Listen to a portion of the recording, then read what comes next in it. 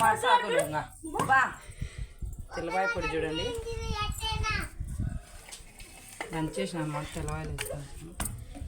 తెల్లవాయలు ఎక్కువ వేసి దంచుకుంటే ఇల్లు బలింటుంది అన్నమాట. తెల్లవాయి పొడి ఒరే మీరు అడుచండి నేను పరాదురా ఓరే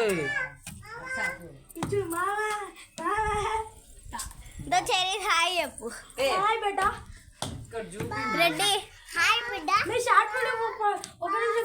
తెలుసు.